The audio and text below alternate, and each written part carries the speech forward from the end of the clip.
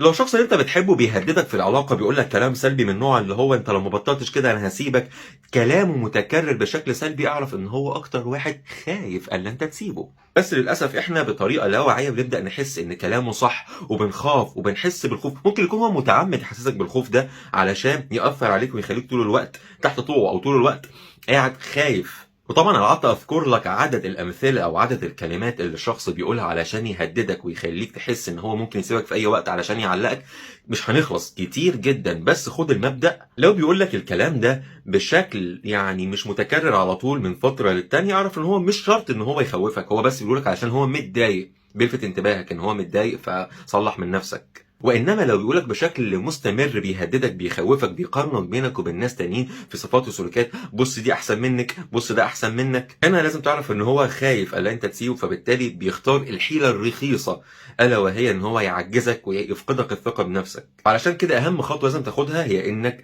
تبدأ تدرك الكلام ده بالمنظور الجديد، وتخلّي الكلام ده ما يأثّرش فيك لا داخليًا ولا خارجيًا. داخليًا ما تخلّيهوش ينجح إن هو يخلّيك تحس باللي هو قاصد يحسسك بيه، وخارجيًا ما تبينلوش إن أنت خُفت.